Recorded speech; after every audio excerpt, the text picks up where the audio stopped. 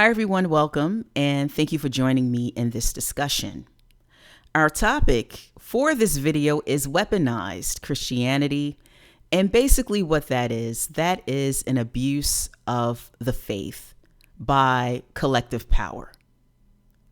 So we're definitely seeing this more and more, especially as we are witnessing an uprising of Christian nationalism, especially in the United States. And I thought this would be a good topic for us to review because it's important for us to be on the lookout for these things, especially those of us who could proclaim to be Christian and proclaim to be believers. We have to be able to identify systemic evil, especially when it comes under the guise of Christianity and under the guise of faith and religion. This is very, very dangerous stuff. And what I'm seeing now more than ever is Christianity being used as a weapon against people.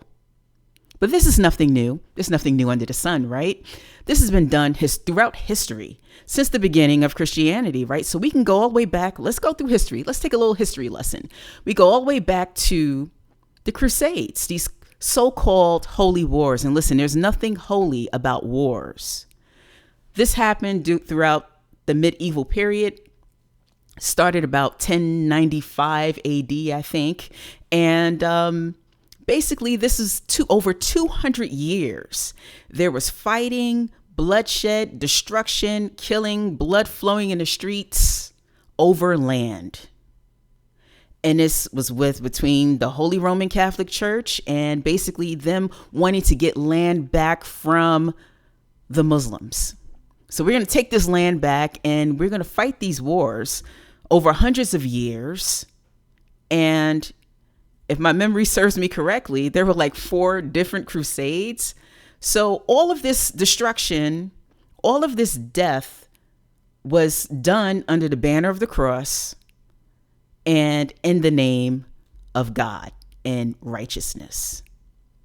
So if there's an agenda or something that the collective powers want to get done, a good weapon for that and a good way to achieve these goals is through religion. Let us take a look at the transatlantic slave trade, which happened from the 1500s through the 1800s. Some historians say that it started a little earlier. I'm inclined to believe that as well. But the transatlantic slave trade was one of the most brutal and inhumane systems to ever be erected in the Western Hemisphere, where 12 million Africans were uprooted and stolen from their native lands and forced into slavery. Now, this horrible atrocity, this terrible thing was actually sanctioned by the church. Weaponized Christianity. The Church of England under Queen Elizabeth I.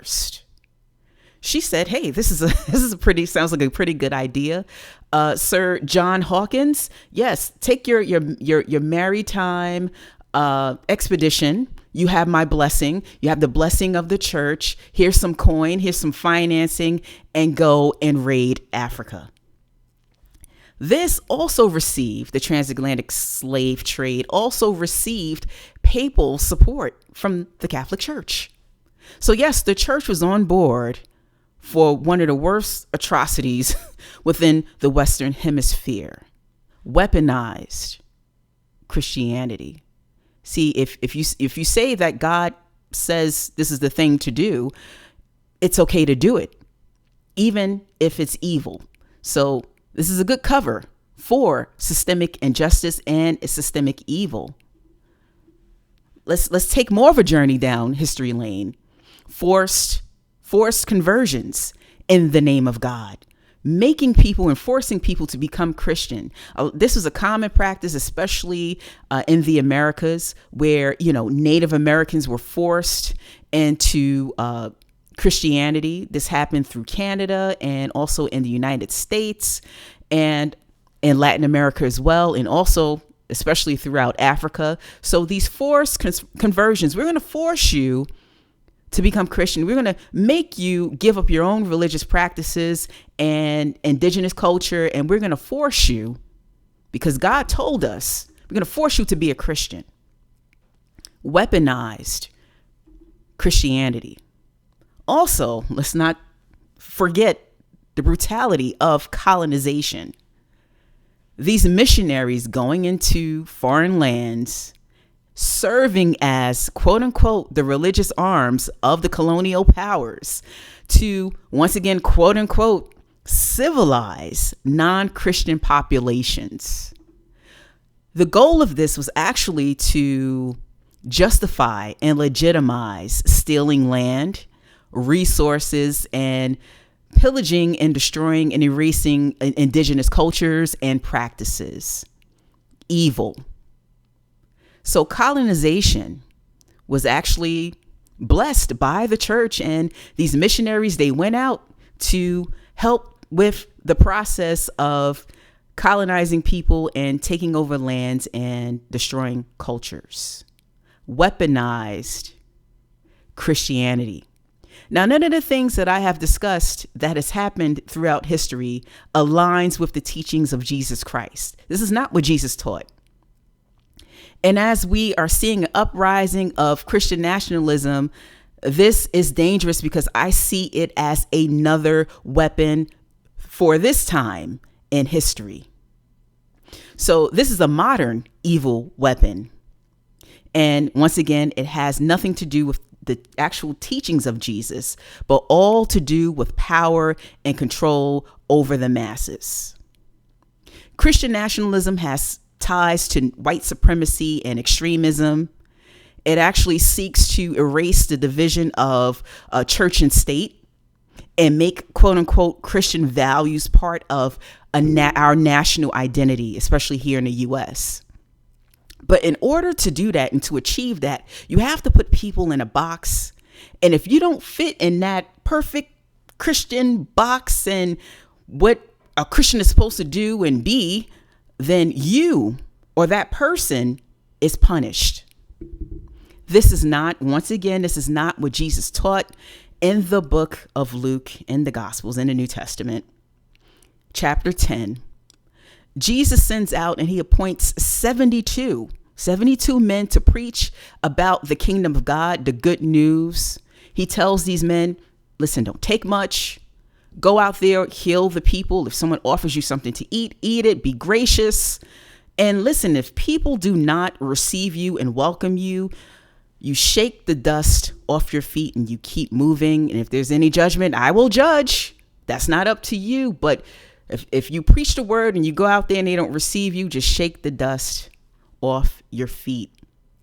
Jesus did not tell them, make them obey or make them and force them into the faith. He did not tell them, listen, hey, you guys have a right, take up arms and fight and go get those Gentiles and go after those colonizing Romans and force them to be believers.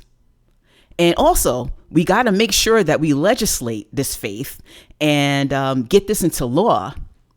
Jesus didn't teach any of that, but that's some of the what Christian nationalism does, right? The forcing of the faith, the legislation of quote unquote Christian values. And this is not what Jesus taught. I want to talk a little bit about the book of Luke, because this is a great example of what the Christian faith actually is and what and the teachings and the activities and the ministry of Christ in general. So let's just take a quick look at Luke. Luke was a companion of the Apostle Paul. He was also a Greek. He was a doctor. He was a physician. And one of the reasons why I really like the book of Luke is because Jesus is presented as the savior of the world. And it shows the ministry of Christ and that believers are to be the light of the world. And our faith is meant to be demonstrative, exemplifying the spirit and power of God. So we actually are, and what the book teaches is that we are to be influencers through our actions and through our life and lifestyle, and us being a light in the light of God and the light of Christ. And through his teachings, us being the difference in the world, not us being the force and forcing people to believe the way we believe and to have our same mindset.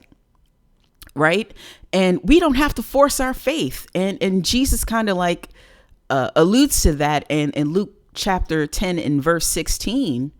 He basically says that people have choices. He says basically to, the disciples, he said, listen, if they accept you, they accept me. If they reject you, they are rejecting me. So Jesus acknowledges that, hey, if you preach this message, if you tell people about the good news and about the kingdom of heaven, some people are going to accept it and some people are not going to accept it. But never, ever has Jesus taught that we ought to go to war. We ought to legislate it. We ought to force people into the faith. We ought to use this as a weapon to get people to do things and to take away from other people and to erase whole cultures. This was not the message of Christ. We have a whole generation of people who are Christian just in name only. God is not in them and God is not with them. And how do you know that God is in or with a person? Through what they demonstrate. So as we are seeing, and specifically in the U.S., this uprising of Christian nationalism, this force of faith, the forcing of faith through our laws, the forcing of faith through the culture. And this is weird because the U.S., there's such a diversity of belief and diversity of culture and of people and of languages. And we have this embrace of we want to make this a quote unquote Christian nation. And as we are seeing the uprising of Christian nationalism and these people taking the faith and basically abusing it, and if you see any group that's proclaiming, be it political or any other affiliation or group, proclaiming to be Christian and wanting to enforce Christian values and impose it on others, and even going out and preaching and evangelizing, and because it's true, we are, as believers, we are encouraged to share our faith and to preach the gospel and to teach it. But if people don't want it, we're not supposed to force it on people. But if you see group behavior that's embracing religion, that's embracing a particular faith, there is one question that you need to ask when you see these things happening, to know whether it's of God or if it's of evil. Is anyone being harmed? If someone is coming under the banner of the cross in the name of God, and they're trying to do something to the collective and enforce something that will have an impact on a large group of people or even a country or a nation, you have to ask if this value, whatever they're trying to push or implement, if it's doing harm to any group of people or persons, is not of God. So is anyone being harmed in the process? Is there restrictions? Is there loss of freedom? Jesus said he came to set the captives free. So we know that that's not of God, right? Is there exclusion or discrimination? Going back to what the gospel and what the message of Christ is really all about, is to preach the message and to provide salvation to everyone, not to just one select group of people, to save everyone, to help everyone, to love everyone. Is anyone being discriminated against?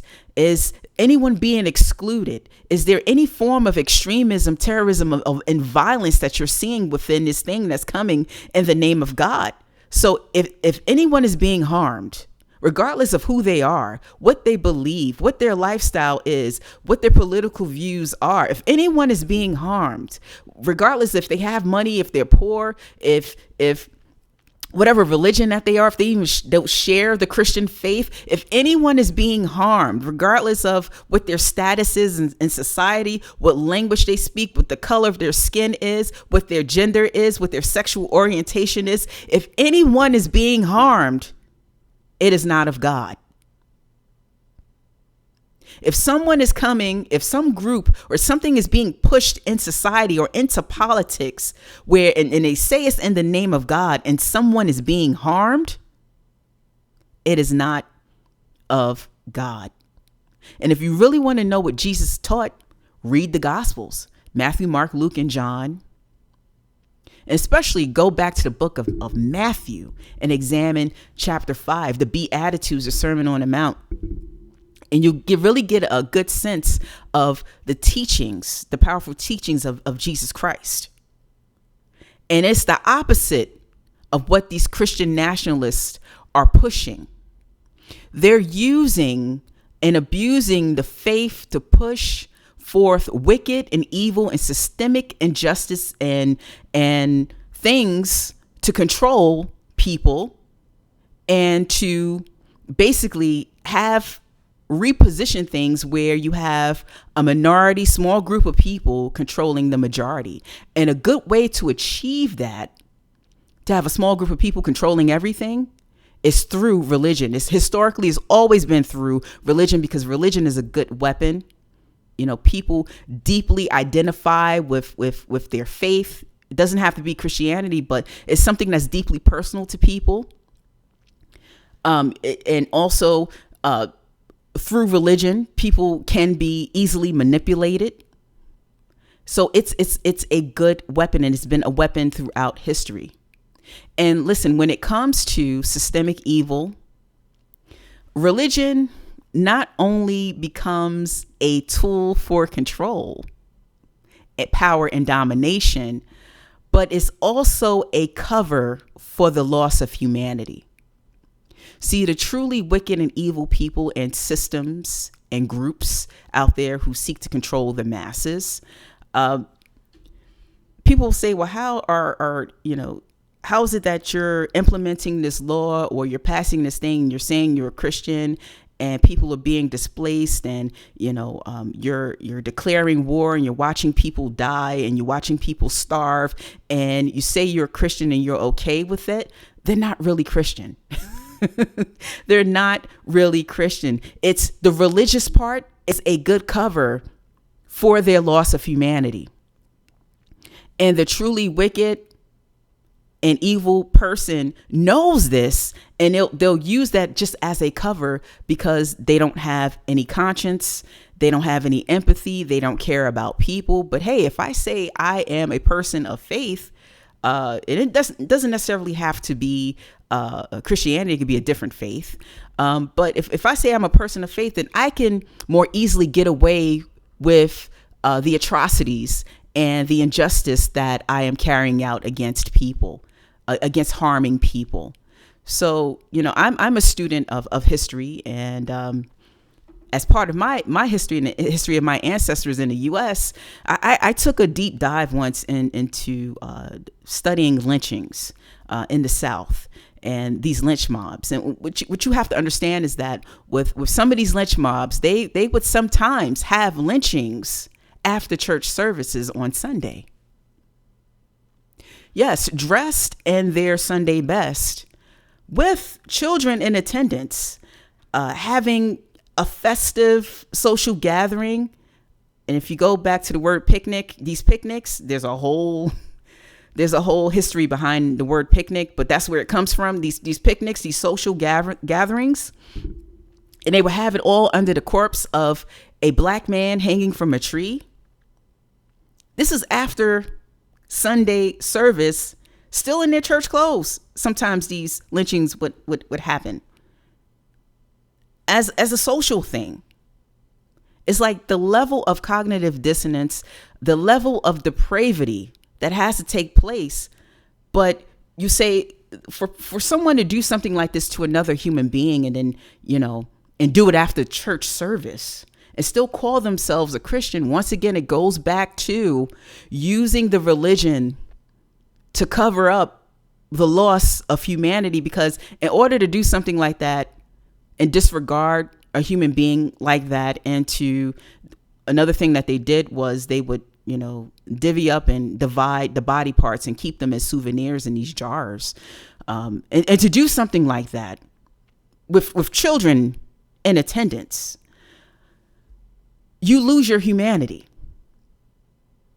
You lose parts of yourself that makes a human being with the empathy, and there's also a loss of spirituality and of a spiritual sense, and being able to disconnect from your humanity is a reason for these people to have done what they do and what people still do today. There's atrocities happening now, and horrible things happening now, and wars happening now as I speak. And these are things that are being done in the name of religion, in the name of Christianity, in the name of God. We see these things even happening culturally, Yes, 500 people got sacrificed, but hey, that's a part of the culture.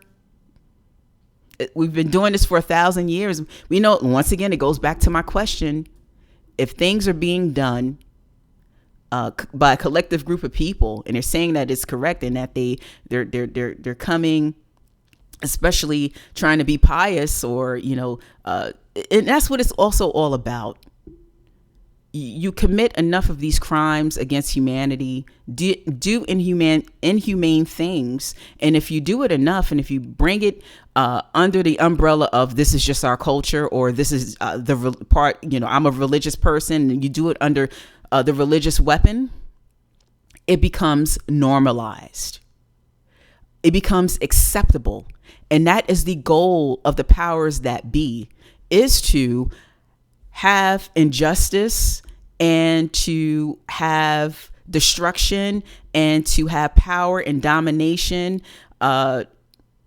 amongst the masses of people, and to normalize it, and to normalize discrimination, and to normalize harming people, and to normalize putting one group over another group.